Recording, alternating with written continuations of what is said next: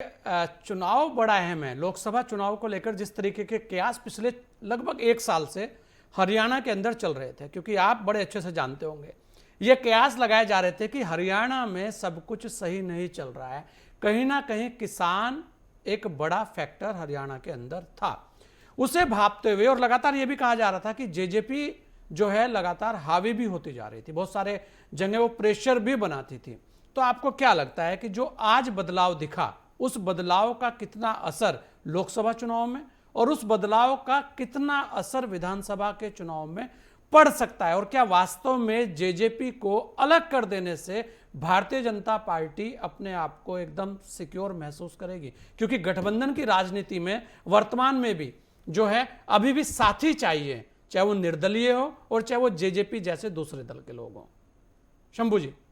देखिए जितना मैं हरियाणा की राजनीति को समझता हूँ, हाँ। उसमें अगर बीजेपी की राजनीति आप देखेंगे तो जो 2019 में जेजेपी का जो गठबंधन बीजेपी से हुआ था, निश्चित रूप से वो गठबंधन केवल सत्ता के लिए गठबंधन था।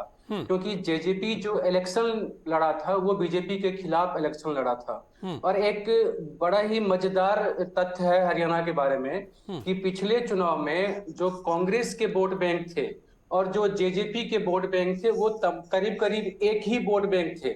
और कांग्रेस में और जेजेपी में कभी कोई बात नहीं हुई थी पिछले चुनाव में कि हम आपस में सरकार बनाएंगे, लेकिन जनता ने अपने मन में, उनके वोटर ने अपने मन में तय कर लिया था कि बीजेपी को हटाने के लिए कांग्रेस और जेजेपी गठबंधन कर सकता है। और इसी पैटर्न पे वोटिंग हुई थी और उस वोटिंग की वजह से कांग्रेस को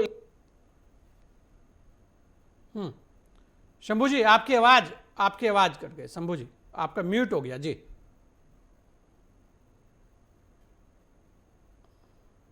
शंभू जी, आपकी आवाज नहीं आ रही जी, आपका म्यूट हो गया, म्यूट जी, आपका फोन म्यूट पे चला गया जी। शंभू जी, मेरी आवाज आपको आ रही है?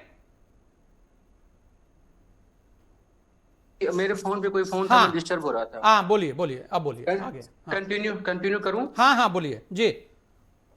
तो जेजेपी का जो गठबंधन था, जो पूरी राजनीति थी, वो बीजेपी के अगेंस्ट थी। लेकिन उसके बाद भी बीजेपी के पास सीटें बढ़ी, वोट प्रतिशत भी बढ़ा। शंभू जी, पूरी कर लेता हूं कि बीजेपी के साथ जब अलायंस बना, उसके बाद सरकार बनी और सरकार में जेजेपी को एक तरह से मनपसंद कई सारे मंत्रालय दिए गए, सरकार चलती रही। और ये माना जा रहा था कि जैसे जैसे जेजेपी ने सरकार में रहते हुए जो जो कदम उठाए, चाहे वो बहुत सारे ऐसी चीजें हैं जिसका जिक्र आप कर सकते हैं, मंत्रालय की बात हो, फैसलों की बात हो, डिप्टी सीएम के तौर पे जो सरकार से अधिक लेने की बात हो, और अभी लोकसभा चुनाव से पहले दबाव की राजनीति हो, तो इन सारी चीजों को देखेंगे तो लगेगा कि बीजेपी जेजेपी को ढो रही थी, एक तरह से बोझ बनता जा रहा था बीजेपी के लिए। जो जेजेपी की पूरी राजनीति है वो बोझ बनता जा रहा था। और निश्चित रूप से वोट बैंक बीजेपी का अलग है, जेजेपी का अलग है।